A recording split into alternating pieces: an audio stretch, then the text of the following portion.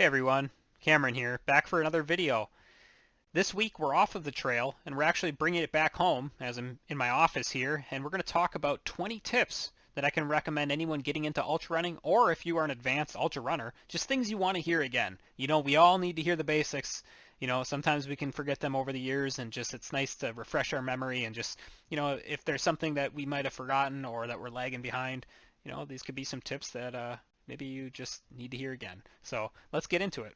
All right, let's get into tip number one. Now, a lot of these tips might be an oversimplification, but we're going to go through them very quickly here. We're going straight to the point, and let's start off with proper training. I'm talking consistent and adequate training is essential for successful ultra running. This is a mix of long distance runs, speed work, and strength training. All right, tip number two, fueling and hydration. Okay, maintaining adequate calorie and fluid intake during a race is very critical. And you don't want to start doing this when you start to bonk. Okay, you're going to try to delay bonking as far out as you can. Okay, you're going to bonk. It's going to, called hitting the wall. Everybody's going to do it out there during an ultra run, whether it's a 50K, 50 mile, or 100 mile. But what we're doing is trying to delay that as far as we can. I always say this is kind of like an eating contest. You've heard this probably from other ultra runners too. Is like, how many calories can you take in? All right, tip number three, foot care. Okay, blisters, hot spots, other foot problems, they can quickly derail an ultra run, whether that means just slowing down immensely or just dealing with a lot of pain coming out of an aid station. So I want you to try to practice, blister prevention or just wearing socks and shoes that just fit well. I like to use the runner's knot. It has prevented a lot of, blisters on my Achilles and things like that, but also changing your socks, guys. If you're running through a lot of water, those blisters can appear and you might not feel it until it's too late. So foot care, number three. All right, tip number four, pacing. And when I say pacing, I'm talking about maintaining a steady pace throughout an ultra run. It's really crucial to avoid the late stage fatigue, right? If you're going out too quick, you're burning a lot of carbohydrates, you're pushing the pace, it's going to catch up with you. This isn't a marathon. I've said that in other videos. This isn't a marathon. You need to take it slow. You need to be consistent. And obviously there's outliers out there, right, that are able to run 50 miles at, 7 minutes or 6:30, but as someone that's just getting into the sport, hey, don't be afraid to walk when you need to. Don't be afraid to keep a slower pace, whether that's like, anywhere from like 10 minutes to 14 minutes a mile. Don't be afraid of that because it's going to help you out late in a race when you're 80, 90 miles in. All right, tip number five, mental toughness. This comes in all forms in ultra running. It's as much as a mental challenge as a physical one out there. Your body's going to want to quit. And do you have the mental willpower to keep those legs moving? Every step counts, okay?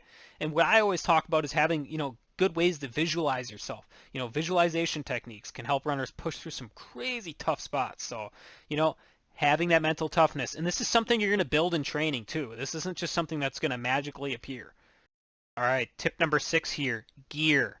Selecting the right gear, such as shoes, clothing, whether it be, a hydration pack, or whether you like to use a bladder or bottles, whatever works for you. You need to test this out in training. So gear plays an essential role in finishing your ultra race, and it's it can make a big difference in comfort and performance for each individual. No shoe fits all, right? So you need to get out there and test a lot of gear. All right, tip number seven, nutrition. Eating a balanced diet is going to help you not only, during an ultra run, but also with recovery. And that might even include having a protein shake after a long run, or just, eating calorie dense foods, right? I know a lot of people in the ultra running community are vegan, whatever works for you, but having a great nutritional plan is going to help you not only in recovery, but in performance out on the trail. All right, tip number eight is sleep. Okay, we got so many things pulling for our attention these days, whether it's TV, the phone, right? A lot of people aren't focusing on sleep. Everybody knows that sleep is the best thing we can do for our performance and recovery. So what I would recommend, guys, is getting enough sleep, especially before a race and especially for the week leading up to the race. It's going to help you late in that race because you're probably not going to sleep, especially, in 100 miles. All right, tip number nine. This kind of goes back to tip number one of proper training, but I want to get a little bit deeper into strength training. It's really essential, to incorporate some strength training such as weightlifting, yoga, and just things that can help build that resiliency and prevent injury from running. All right, tip number 10 is goal setting. Setting realistic and specific goals for an ultra run can not only provide you more motivation, but it also can help you stay focused on the training itself. So set those goals, set realistic goals, but don't be afraid to set some things that maybe are a little out of your grasp, right?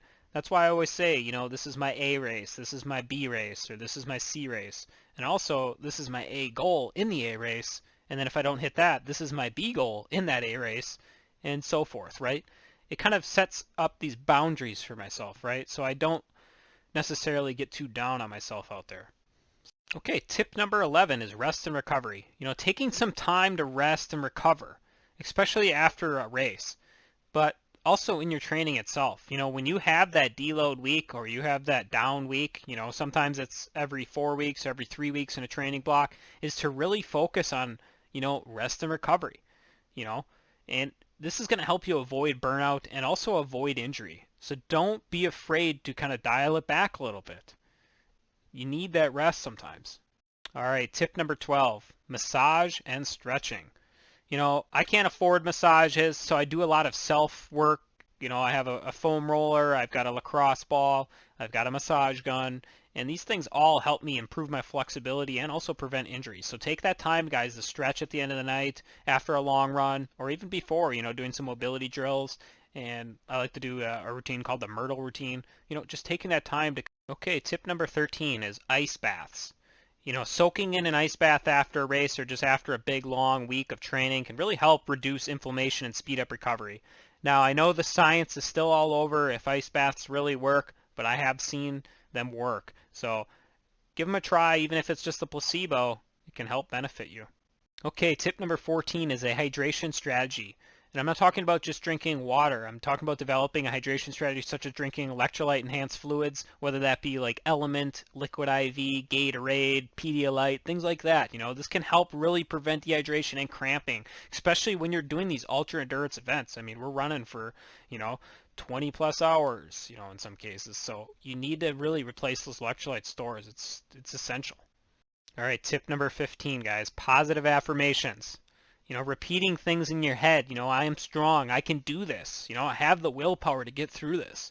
These can really help boost your confidence and motivation late in a race. You never want to get into that mindset where you're thinking, can I do this? Am I able to do this? It's mile 85, I got 15 miles left, can I really do this? You can do this, and your training will show you that. So keep going, guys, and use those positive affirmations that can really help.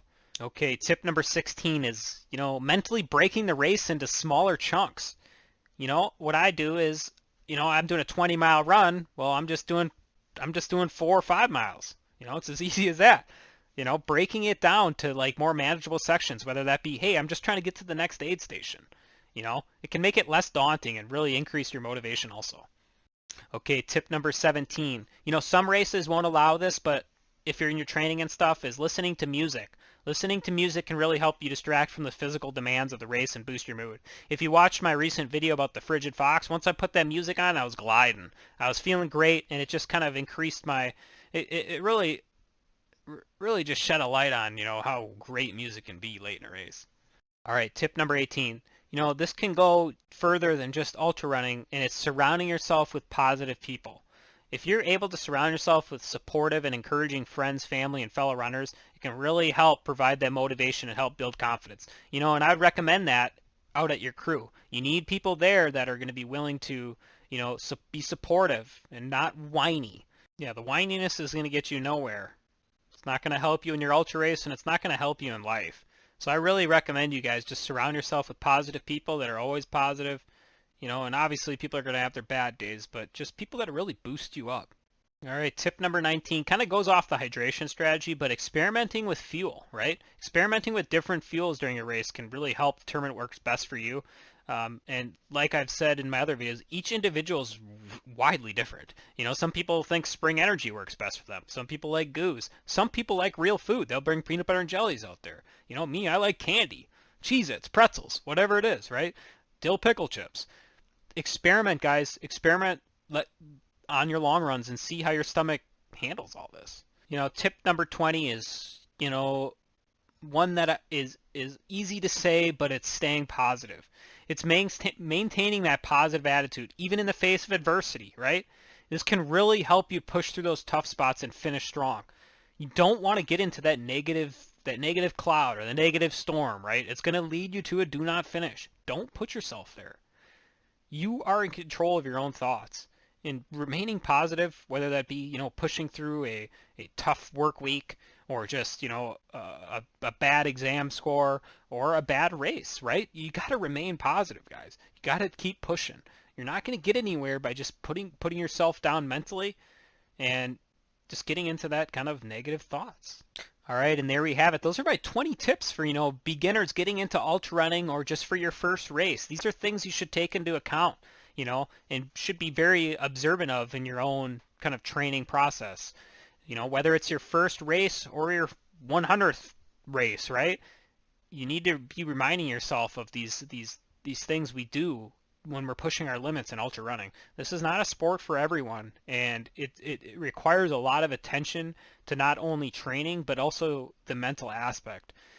So I want to thank you guys all for watching, and I hope you guys learned something from this video, whether you be an advanced ultra runner or a beginner. So thank you guys for watching. Hey, if you're new here, I'd appreciate a subscribe and a like, and hope to see you here again. Thank you guys. Bye.